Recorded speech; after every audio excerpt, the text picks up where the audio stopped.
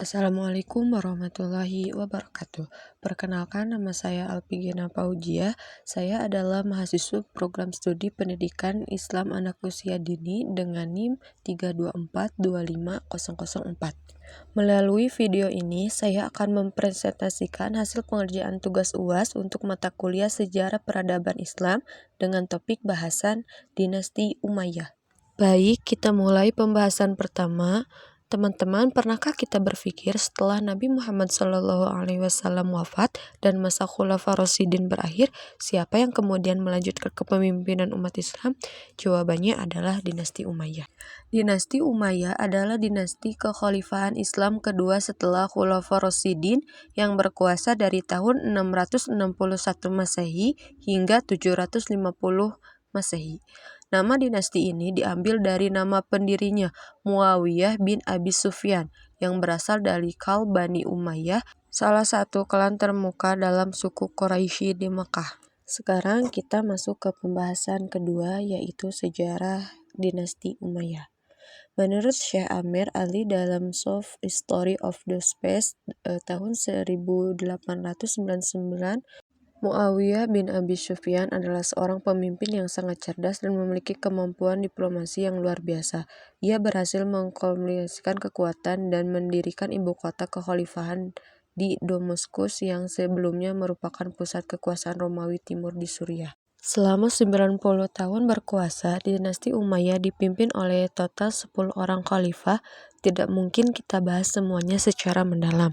Jadi kita akan fokus pada khalifah-khalifah yang berpengaruh. Pertama, tentu saja ada Muawiyah bin Abi Sufyan. Sang pendiri, beliau sangat cerdas dalam diplomasi dan manajemen pemerintah, sehingga berhasil menstabilkan wilayah yang tempat bergolak.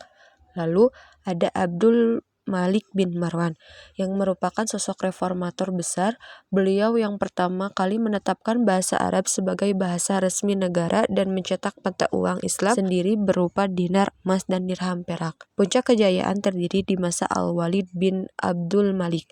Di masa beliaulah Islam berhasil masuk ke Spanyol dan Masjid Agung di Damaskus yang megah selesai dibangun. Yang paling istimewa adalah Umar bin Abdul Aziz atau Umar.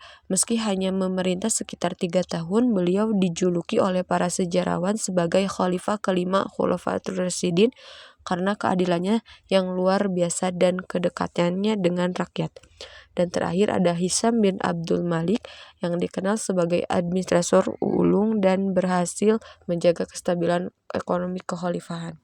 Ini adalah bagian yang sangat menarik karena dinasti Umayyah bukan hanya soal kekuasaan dan perang. Mereka meninggalkan warisan peradaban yang luar biasa. Ada 5 bidang kemajuan utama yang kita ketahui. Pertama, ada bidang administrasi pemerintah. Untuk pertama kalinya dalam sejarah Islam, bahasa Arab dijadikan bahasa resmi negara. Sistem birokrasi dibangun secara berstruktur. Wilayah dibagi menjadi beberapa provinsi yang masing-masing dipimpin oleh seorang gubernur yang bertanggung jawab langsung kepada khalifah. Kedua, ada bidang ekspansi militer dan perluasan wilayah. Inilah prestasi paling megah dinasti Umayyah. Islam berhasil masuk ke Spanyol pada tahun 711 Masehi, dipimpin oleh Tariq bin Ziyad ke Asia Tengah, bahkan ke India. Lanjut ketiga yaitu bidang arsitektur. 2 mahakarya yang masih berdiri sampai hari ini adalah Masjid Agung Damaskus dan Kubah Batu di Yerusalem yang dibangun tahun 691 Masehi. Bidang yang keempat yaitu ilmu pengetahuan. Mulai berkembang disiplin ilmu fikih, hadis, tafsir Al-Quran, dan bahasa Arab. Dan yang terakhir ada kemunduran dan keruntuhan dinasti Umayyah. Sayangnya kejayaan itu tidak bertahan selamanya. Setelah Hisham bin Abdul Malik wafat, dinasti Umayyah mulai melemah dan akhirnya runtuh pada tahun 750 Masehi. Baik, kita sudah sampai di bagian penutup. Mari kita rangkum bersama apa yang sudah kita pelajari hari ini. Dinasti Umayyah adalah babak yang sangat penting dalam sejarah Islam.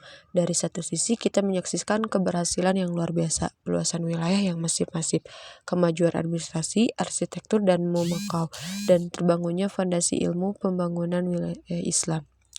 Namun di sisi lain, kita juga belajar bahwa keadilan adalah fondasi utama sebuah peradaban yang kuat. Ketika dinasti Umayyah mulai berlaku tidak adil terhadap kelompok non-Arab, benih-benih keruntuhan pun mulai tumbuh dari dalam.